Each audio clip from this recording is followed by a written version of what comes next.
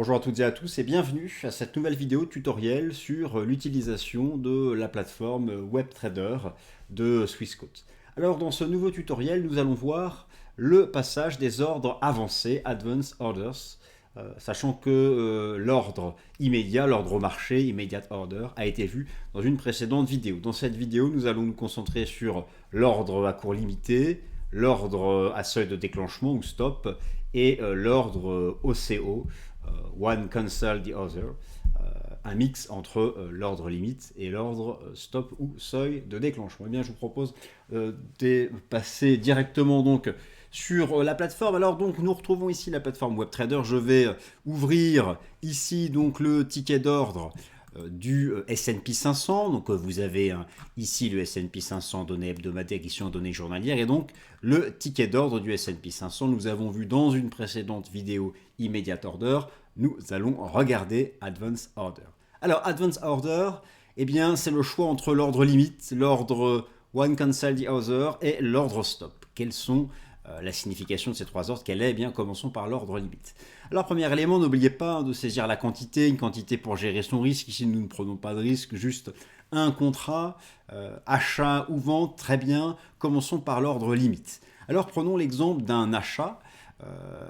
Je souhaite acheter l'indice US 500 sur repli à 3825 points, par exemple.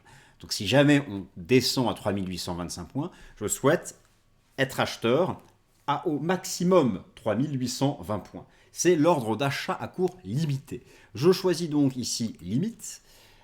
Je positionne ma limite à 3820 points. Ordre d'achat à cours limité à 3820 points. Le marché vaut actuellement 35-36. Je peux donc, alors j'ai choisi ma quantité, je peux tout de suite fixer un take profit et un stop loss au cas où l'ordre soit exécuté. Donc si je suis exécuté à l'achat à 3820 points, eh bien je viserai à la hausse 3838 points et je vais mettre un stop de protection sous les 3800 points à 3799, gérant ainsi bien mon ratio rendement-risque. Je vais même rajouter un peu pour vraiment avoir donc un take profit supérieur au risque de perte, au moins 2 fois. Là donc nous y retrouvons. Et donc je vais placer l'ordre d'achat à cours limité à 3820 points. Alors comme c'est un ordre d'achat en attente d'exécution, vous le retrouvez donc ici sur le graphique et vous le retrouvez ici. Comme l'ordre n'est pas exécuté, dans la section des ordres en attente ici d'exécution. Alors, vous pouvez donc gérer ça de plusieurs façons. L'ordre est ici en attente d'exécution. Si vous souhaitez modifier la limite, vous pouvez modifier la limite. Vous avez ici de quoi éditer l'ordre en attente d'exécution. Vous pouvez modifier le cours de la limite. Vous avez la possibilité aussi de le supprimer. Bref, tout peut se gérer depuis ici. Voilà donc pour l'ordre d'achat à cours limité. J'achète au maximum 3820 points. Je vais donc supprimer cet ordre en attente d'exécution et nous allons maintenant repasser sur le ticket d'ordre du S&P 500 que je vais donc rouvrir ici. Alors ici maintenant je souhaite m'intéresser à l'ordre stop. Cette fois-ci c'est différent. Imaginons le marché vaut 3835-3837 points. Je souhaite passer à l'achat en cas de dépassement de la résistance à 3920 points, 3900 points. Donc, je souhaite passer à l'achat si jamais la résistance à 3800, 3900 points est dépassée. C'est un ordre d'achat stop à 3900 points. Voilà.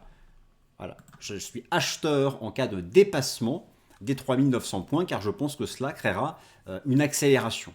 Alors je peux lui associer bien sûr tout de suite un take profit et un stop loss. Je vais mettre le take profit à au moins le double du stop loss pour gérer donc le ratio rendement-risque, la base du money management. Et donc je vais placer l'ordre d'achat et qui donc se retrouve ici de la même façon dans les ordres en attente d'exécution. Alors de la même façon, je peux gérer mon ordre d'achat en attente d'exécution. Je peux gérer ici le montant du stop en éditant donc mon ordre, en modifiant la valeur du stop. Je peux aussi le supprimer de manière très simple, ici clic droit, et donc tout ceci se fait plutôt bien. Maintenant, regardons du côté de l'ordre One Cancel the Other. C'était le troisième du ticket d'ordre. Je reviens sur la fenêtre Advance Order. Nous avons vu l'ordre à cours limité. Je prends l'exemple de l'achat à chaque fois. L'ordre stop ou à seuil de déclenchement, l'ordre d'achat stop. Maintenant, de quoi s'agit-il ici? One cancel the other. C'est bien, c'est quand j'hésite en fait. Je ne sais pas si d'abord on ira à 3820 points avant de rebondir, ou est-ce qu'on va tout de suite dépasser les 3900 points et s'envoler. Eh bien, du coup, je vais me préparer aux deux scénarios possibles. Un ordre d'achat limite à 3820 points au cas où on retourne sur le support et qu'on rebondisse, et un ordre d'achat stop à 3900 points au cas où on dépasse la résistance. Et donc, one cancel the others, si un ordre est exécuté, l'autre est annulé. Si par exemple le marché décide de dépasser la résistance à 3900 points, regardez comme sur le graphique j'ai encadré le marché, eh bien si jamais d'abord on dépasse les 3900 points, c'est l'ordre stop qui sera exécuté, mais si jamais on revient sur support et qu'on rebondit, je serai exécuté à cours limité à 3820 points, mais l'ordre d'achat stop à 3900 points disparaîtra. One cancel the other, ceci est un ordre, je trouve, extrêmement pratique, et donc là je vais le supprimer pour montrer comment cela fonctionne. Voilà donc le fonctionnement de cette fenêtre Advance Order avec l'ordre limite, l'ordre stop ou seuil de déclenchement et l'ordre OCO. Merci de m'avoir écouté et à bientôt pour un prochain tutoriel.